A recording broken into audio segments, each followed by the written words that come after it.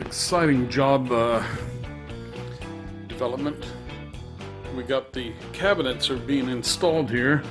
You can see the cabinets there. There's the fridge with the fridge side panel, 12-inch drawer left of the stove, Lazy Susan in the right of the stove, and another cabinet. So now we have to put this other Lazy Susan goes into this corner. The trick is that, excuse my face there, you see the square is on the floor, but you see the gap up here, top of the wall. There's about a ½ an inch of gap between the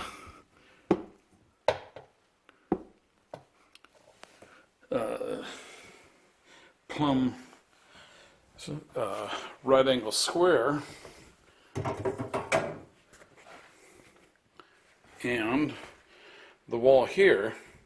So the distance that we have up here from this cabinet over to the wall is 24 inches, but down below at the floor it is 23 and a ½ inches, which makes this cabinet too tight to fit in there.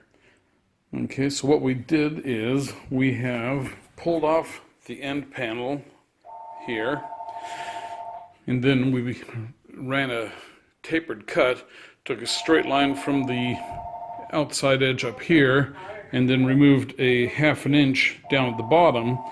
So this one's cut at a 45-degree angle, and then these down here were just straight cuts. But so anyway, made the cuts there, and now I'm going to reattach the panel to the back of the cabinet and install it. So there you go, that is the quick fix for the day. And then I still might have to taper the feet on the cabinet too, to account for the slope on this wall here too. So okay, just one of the little things you run into when you're building a house, remodeling a kitchen. And there you go, we have the panel back on the cabinet now. You can see here that the angle line, because it is on a 45-degree angle, that it diverges from the plane on this panel here, but there's enough lip on the side bottom of the back panel that this still overlaps it. And then we drilled with the pilot bit, countersink bit here, and we were able to get some screws to go from here at a 45-degree angle into this surface into the back. So we're doing pretty good. Not too bad for a field cut. Okay, let's lift that up and put it in place.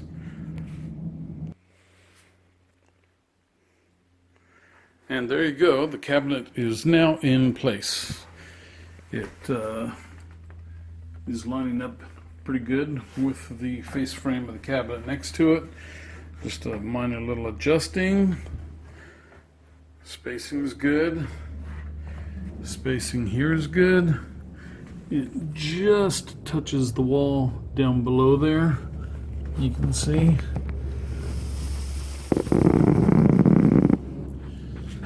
can see the gap here.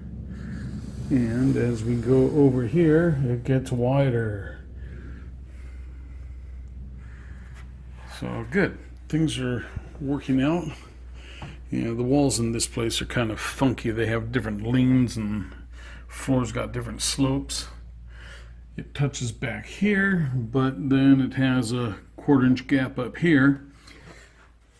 So let's get this thing in. this cabinet here, the sink cabinet and a set of drawers, like the Lazy Susan, has to have its back panel cut and sloped to the wall. So we have a cleaner side here that we have to be careful on. So we've got the nice surfaces covered in tape, and we've got a new sharp thin blade in the saw, and we're going to run that on top of this 4-foot sheetrock wallboard square being used as a straight edge. So we have it clamped 3.5 inches down from the line that we're trying to cut, and that 3.5 inches is from here to the blade. That's a nice thin blade. So we're going to go and cut that now. I don't know that I can do that with one hand. Do this with the saw. We'll see what happens. Okay, we put, there we go. So you see the saw is just right where it needs to be to cut that. Okay, let's go.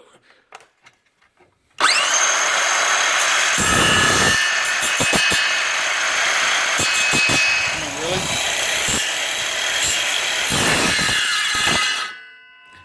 Oh, that is so handy.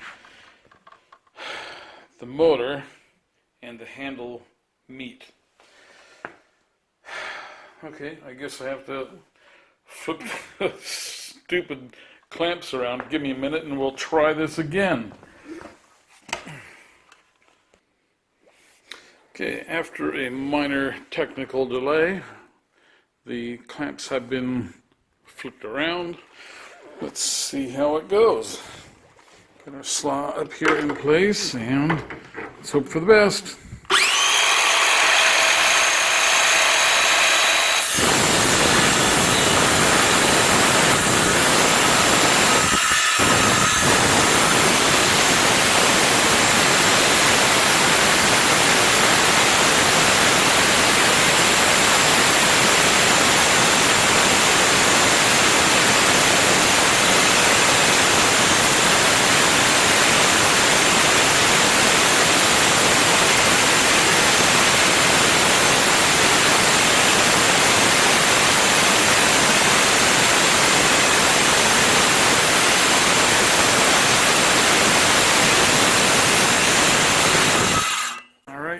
Let's take out the rest of that.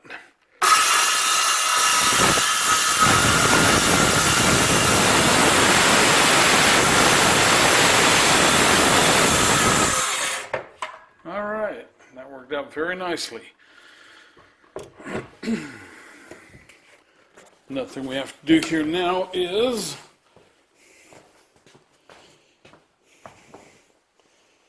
have to set the saw depth where you see that notch out. I have to cut that the same depth all the way down here. See how it's tapered there? So at the top, that's the correct height. We didn't cut anything right at the end, but down here we need to get it down to about a 1/2 inch depth. So that'll be actually fairly simple. All I have to do is set the saw to a 1/2 inch depth and then just run it on the surface here. But as you can see, we have a nice clean line, no breakouts or anything, because we had a nice sharp new saw blade. And then when the cabinet is actually finished and against the wall here, there is a scribe piece that goes against all the walls. These here little pieces of oak. These are called scribe. Okay, that helpful hint was brought to you by getting the job done. Okay. Okay, we are in the kitchen here, and we're going to try and wrap things up today. I'm working on this sink base cabinet. Remember, in the last video, I had to take off the back, scribe the panels on the back so that it would go flat up against the wall. And now it is 24 inches deep at the front corner, which matches the front corner on the Lazy Susan cabinet. And so you can see where we have screwed into the cabinet, and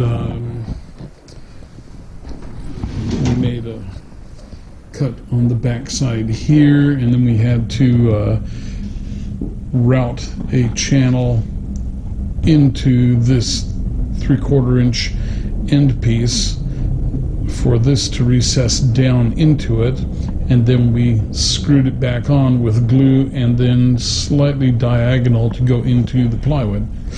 So right now what we're doing is making up a piece of sheet metal, and you see that duct over there is about 12 or 13 inches by 4.